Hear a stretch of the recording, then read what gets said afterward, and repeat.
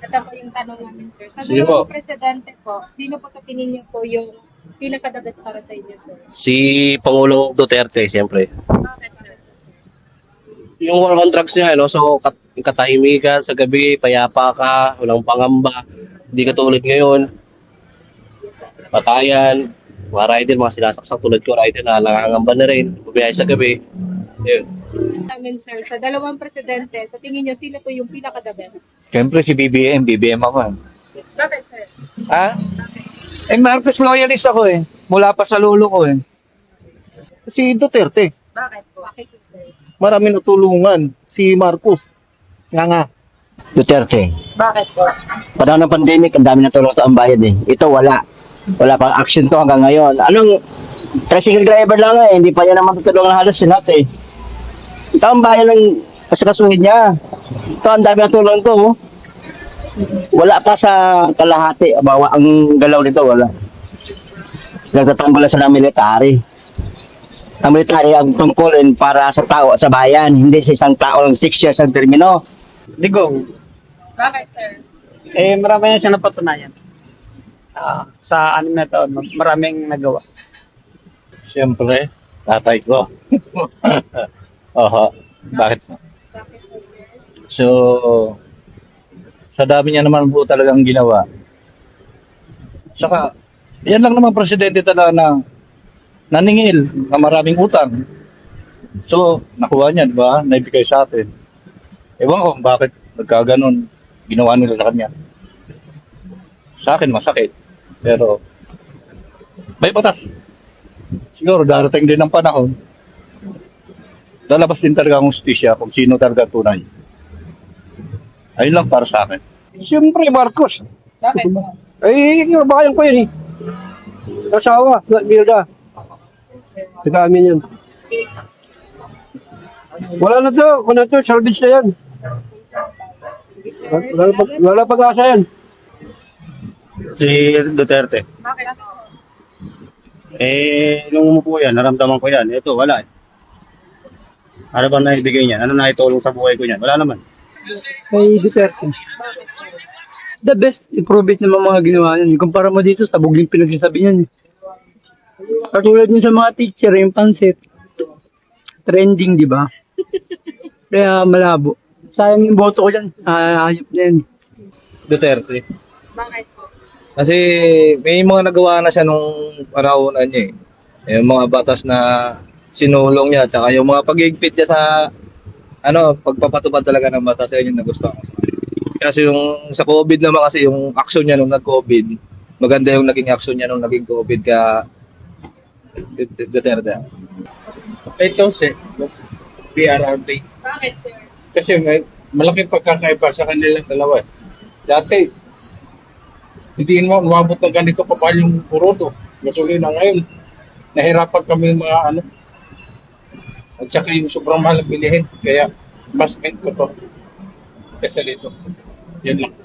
Para po sa akin si Duterte. Bakit po? Wala lang. Yung siya kasi, parang mas kumunti yung remenda na. Ayun lang po. Siyempre, BBM. Bakit, sir? Bakit po? Sa BBM.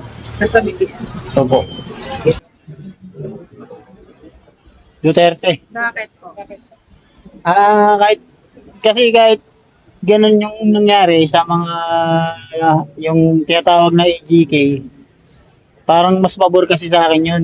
Kasi gaya niyan, may anak akong babae, bata, kaysa ma-rape ng mga adik. Mas okay na sa akin yun. Ganun naman talaga eh, parang sakripisyo, ganyan o ano. Pero hindi naman ako na pumapatay, na parang okay lang pumatay. Pero kaysa naman lumantong pa sa mga tsaka marami siyang nagawa na na siguro na-appreciate ko kahit pa paano. Tsaka siya naman talaga yung binoto. Duterte po. Bakit Duterte, sir? Siyempre, kumbaga, nakita naman natin lahat yung mga. Boto. Kaya Tatay Digong, Bakit? Bakit po? gusto ko lang yung pamalatag niya dati. Siyempre, si Tatay Digong. Marami naman siya nagawa sa atin eh. Siya yung pinakamagandang presidente na nakaupo. Dati. Eh wala naman si Pangulong itong Marcos. Ano ba nagawa niya? Wala naman eh. Siyempre, nakulong. Tatay, Digong. Siyempre, marami siyang nagawa eh. Ito, wala eh. Oo, yun lang. Kasi wala naman nagawa si Bongbong sa loob ng ilang taon yung panunungkulan, wala siyang nagawa eh. May nagawa siya, nakaupo. Siyempre kay Duterte na. Bakit mo kayo kasi Duterte kasi yun yung dito. Nagpapakulong na mga korap. Tapos galit sa yan sa mga adik. Kaya galit din. Kaya galit siya sa mga sa masasamang loob.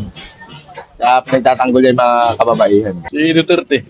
bakit mo kayo Maraming nagawa noong panahon niya Maraming nagbago.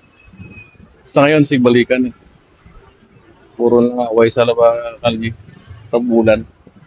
Ay, matik. Ito. Wala na maraming pag-usapan. Dito kami. Bakit sir? Ha?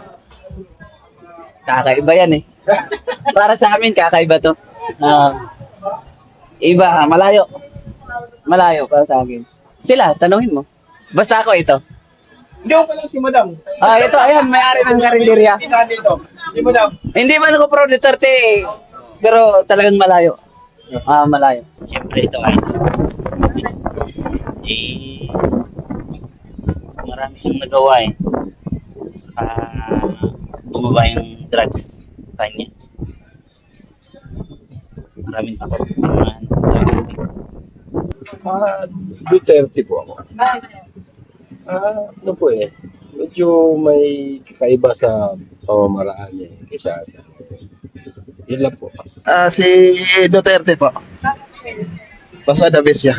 Duterte pa rin ako. Bakit Duterte? Bakit mo kayo? Halos lahat ng sinabi niya bago siya mawala, nagkatotoo na. Di napigilan ni Bongbong. Like what? Kumbaga yung mga sinasabi niya na, ano ba to? Na magkakagera kapag di niya na yung sa mga produkto sa ibang bansa. Nakuha na sa atin, kumbaga lumubog na naman yung Pilipinas. Ngayon pinipilit niya ibenta yung ibang gamit ng Pilipinas para matapalan lang yung utang ng Pilipinas. Maras na siguro kay Duterte. Bakit sir? Wala lang kasi ayun lang yung choice ko, parang yun lang po talaga. Para sa akin lang po si Duterte. Parehas naman po, pero mas nagano sa akin si Duterte kasi tulad ng mga nagawa niya naman na kahit pa paano. Pero ngayon, si Duterte po talaga para sa akin. Slim lang kasi sila yung namumuno sa bansa natin. The best din si PRRD. Bakit sir? Siyempre, nung pandemic, niya yung bansa natin.